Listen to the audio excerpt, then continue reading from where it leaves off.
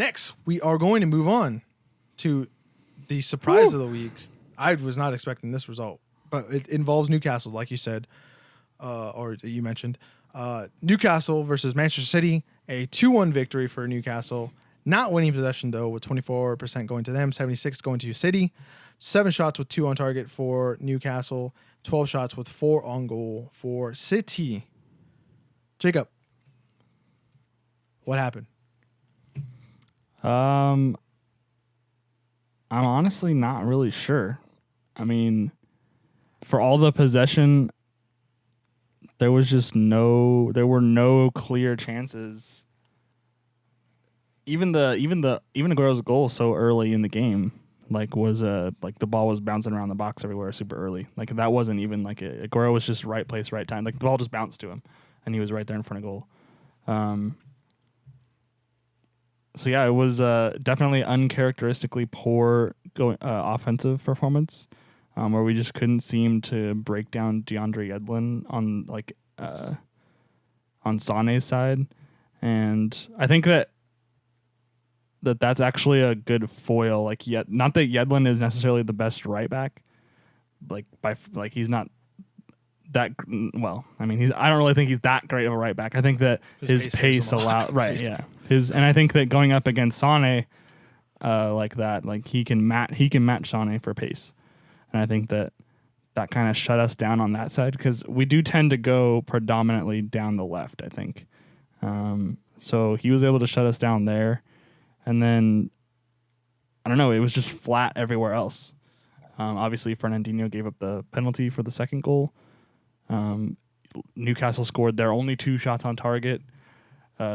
Tends to be the way it goes when City drop points, that there were 1 or no saves made by the goalkeeper. So, I mean, it was a good, resilient performance from Newcastle, but it's a little bit concerning this season that Manchester City have won few close games, where it's we either steamroll people where we're putting 3, 4, 5 goals past them, and they might score 1, but whatever, sort of thing, because our offense is working so well. But when it's not going well, because this was a full lineup, short of the playing Danilo at left back, this was a full squad. It was Laporte and Stones and Walker, Silva, De Bruyne, Fernandinho, Sané, Aguero, Sterling. This was our A lineup, and they had no answer for Newcastle's defensive shape and resilience, and they were wasteful with the 2 maybe opportunities that they actually did have,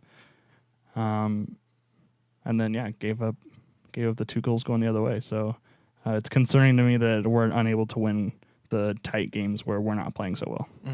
Yeah, I just don't think it was your day. I felt like last week with Everton kind of just being flat the whole game, but you guys aren't usually this is your guys' just flat, I guess, of version of that.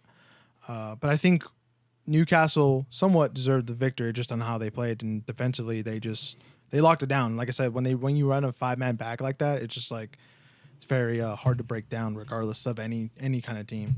And like you said, I think Sané, when you try to run at DeAndre Yedlin, we saw this at the 2014 World Cup when Hazard tried to do that against him, and then he had him in his pocket the whole time. So pace is not a concern. Maybe Pep didn't look at the game, I guess, on that side the right way and thought he'll figure it out. But I would say more than half the time, I think Sané would probably have a move in him to have beaten DeAndre regardless.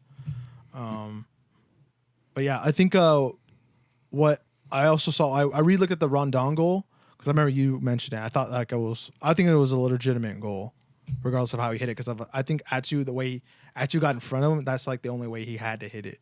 So I think that was somewhat. No, I'm not saying it wasn't a legit goal. I'm saying that just the way it played out was not how he intended. He did not intend to hit the ball into the ground the way that he did. At least I don't think he did. Well, I think he was just trying to hit the ball anyway. Right, I know, but I think it was a mishit that he scored with. But it was obviously a chance for them, and I do think that City sort of played into Newcastle's hands with just having Atsu and Richie Mark Sterling, and then Yedlin and Ayoze Perez on the right side marking Sane, and then you had 3 center backs watching Aguero, and like there was just no space to be had anywhere for any of the attacking 3. Do you think you guys need more of like a physical striker? I think we've always, not always necessarily, but specifically since Dzeko left, our midfield and attacking line are really short. Like Sane, I think, is 6'1", but Sane is not like a power header, like physically strong. He's like lean striker, right? He's like super quick sort of guy, and like Raheem Sterling is never going to be scoring headers. Aguero is capable, but he's never gonna win a direct conflict with like a center back. Like a right place, he's the right place, right time. Right, he's capable. Like his foot cannot score that. Right. He's capable of scoring headers, but only like Messi. Yeah, I guess kind of. Where like he has to be open and he can place a header well, but if he has like any decent center back, he's never going to win that. So yes, I do think that we have a problem, which is why I hope that instead of like I know it's been rumored Ruben Neves to replace Fernandinho, and like I would rather us get another center back and move John Stones forward, because I think we could benefit from that height in midfield and like someone to throw forward, because we have no one in the box that can win headers. Like we have to play through everyone. I forgot to mention this. I'm not sure how. I have to like look at his stats when we did the transfer. Go watch our transfer deadline one right now after this. But I was gonna mention Timo Werner as an option for you guys. I don't know that I see it. I just don't know that I see us buying another striker.